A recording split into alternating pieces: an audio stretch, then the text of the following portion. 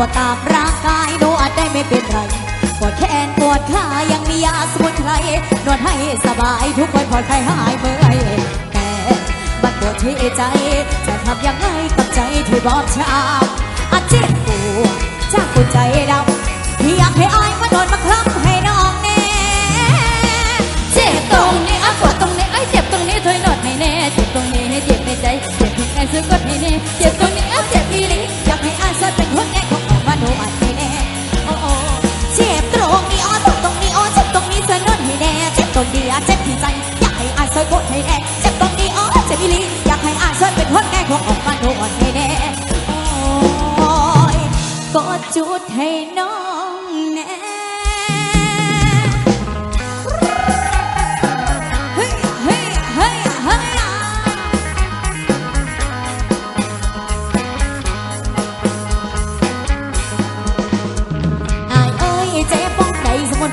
อยู่เจ็บที่ใจตั้งใดบ่หูน้ออายเอ้ยเจ็บอีหลีอยากให้อายพักเบิ่งเจ็บทางเถิงเจ็บเถิงใจต้องเห็นแนวไร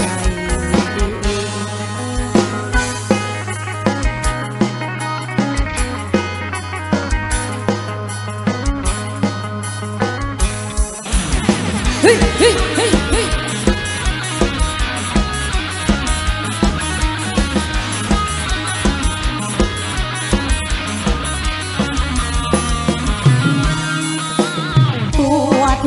กินยาเดี๋ยวก็หายปวดตามร่างกายนวดได้ไม่เป็นไรปวดแขนปวดขายังมียาสมุนไพรนวดให้สบายทุกคนผ่อนคลายหายเมื่อยแต่บัดปวดที่ใจจะทำยังไงกับใจที่บอบช้ำอาเจ็บปวดจากหัวใจดำที่อยากให้อายมาโดนมาคล้ำให้น้องแน่เจ็บตรงนี้ปวดตรงนี้เจ็บตรงนี้ช่วยลดให้แน่เจ็บตรงนี้เจ็บในใจอยากให้อายช่วยกดให้แน่เจ็บตรงนี้เจ็บอีหลีอยากให้อายช่วยเป็นคนแก้ให้นวดให้แน่โอ้ยเจ็บตรงนี้ปวดตรงนี้เจ็บตรงนี้ช่วยนวดให้แน่เจ็บตรงนี้เจ็บในใจอยากให้อายช่วยกดให้แน่เจ็บตรงนี้เจ็บอีหลีอยากให้อายช่วยเป็นคนแก้พอออกมานวดให้แน่โอ้ยเจ็บตรงนี้ปวดตรงนี้เจ็บตรงนี้ช่วยนวดให้แน่เจ็บตรงนี้เจ็บในใจอยากให้อายช่วยกดให้แน่เจ็บตรงนี้เจ็บอีหลีอยากให้อายช่วยเป็นคนแก้พอออกมานวดให้แน่ก็จุดให้น้องแน่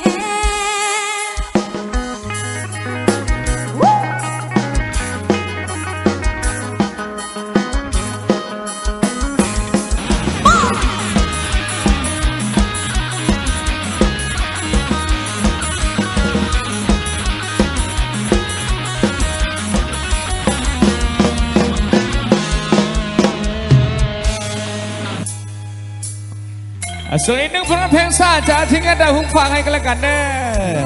ชาติให้ตามของกันแล้วกันเนาะจากท่านน้องซอยจิมมี่สุดหล่อ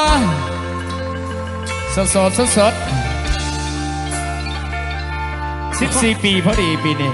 รอตาย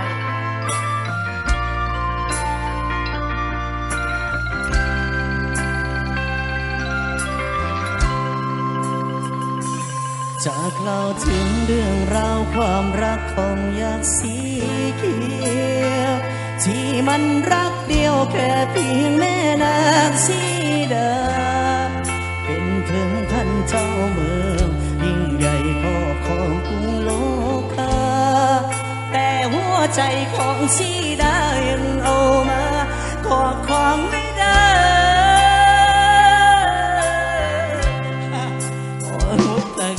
สีดาน้องให้พอรักไปจนหมด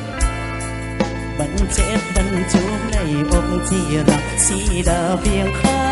งเดียววันใดสีดาจะเห็นความรักของยักษ์ตัวสีเขียวว่าหัวใจมันดวงเดียวรักเพียงหนึ่งเดียวก็แค่เธออยากให้มึงรับรู้ตัวไรกูก็มีหัวใจให้ทศกัณฐ์ตัวร้ายรักมึงมากไปไม่แพ้พระรักจะมีบ้างไหมหนอวันใดสักวันที่แม่สีดาจะเห็นใจกูบ้างชั่ว กูจะมี10 มือ10 หน้าก็ตาม แต่หัวใจกูมีเพียงดวงเดียวคุณมันลือสโลว์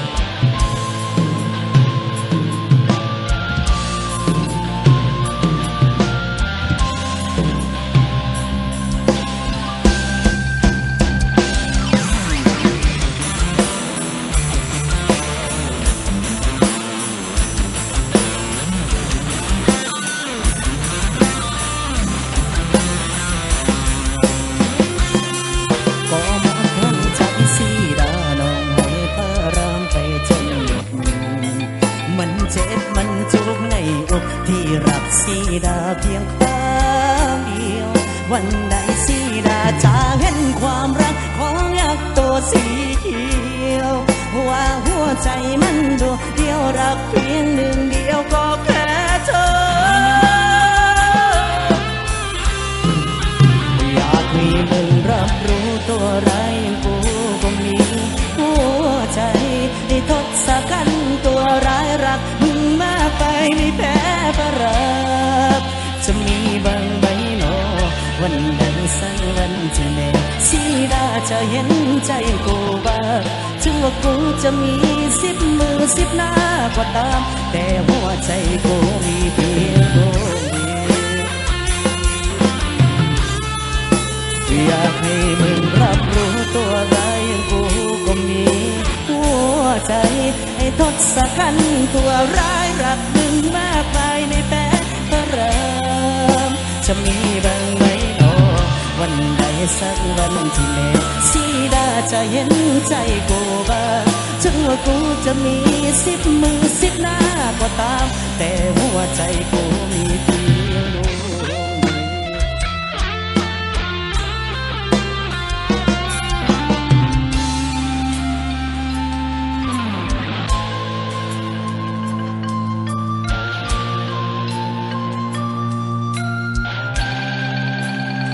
มันว่าถาจองนะโอ้ย